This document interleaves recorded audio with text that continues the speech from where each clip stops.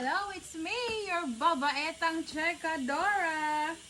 Guys, kung ganahan mo og maghimo og dinalian nga baked potatoes, easy and quick, mga 20 minutes ra siya guys.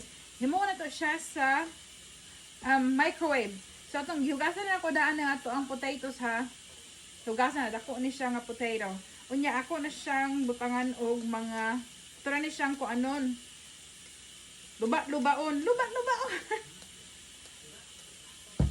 Kuan siya ha, palibot gid siya guys. Dapat palibot ang imuhang pag kuan sa iya ha, dugsak-duslak o pag luba-luba.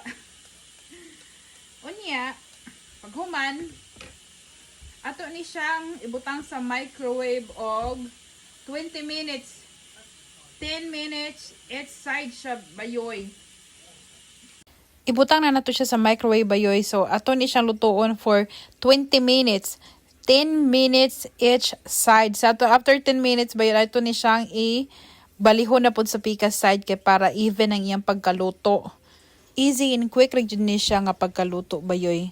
Mo ni siya gitawag nga tinapulan style.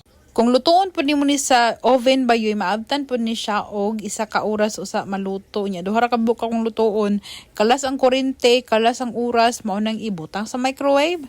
Lutuon og 20 minutes. Dali, nana kay lami nga baked potatoes. So ako ra ni siyang gikat diri sa tunga. Unya, ako ang ibutang ani kay salt, pepper, butter, and cheese. Mao na available din sa amo ang payag bayoy. Mao na akong ibutang wa nay dahang langas. Lami ra man pud siya maskin pa og simple ra ibutang. Uban na ibutangan nila ni og kanang spring onion og kuan kanang bacon bits man siguro tawag ato. Lami baya siya ang uba pud ang sour cream. Depende kung say trip nimo.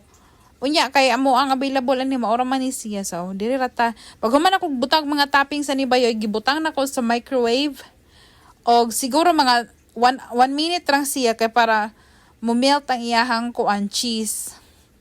Unya after sa 1 minute o kayo nimo imo siyang i-mix, ready to go na. Pwede na kamukaon. Tan-awa, guwapa kaayo ang atong baked. So, nahuman na yun ang atong baked potatoes, no? Yung nani siya uporma, guwapa kaayo siya. Ato ara ni siyang ukayon kay para ma-mix ang iyahang mga sangkap o iyahang mga toppings. Kung ganahan kang luto yung nani bayoy so wayi, lami kaayo siya. Feeling ako walay diferensya kung i-bake nimo o i-microwave nimo. Basta lami siya o dali ra pag yun kaayo. Laban nang magdali-dali ka. Suwayi lang good. Suwayi na ito ang recipe. Thank you sa pagtanaw. Bye-bye. Have a good day.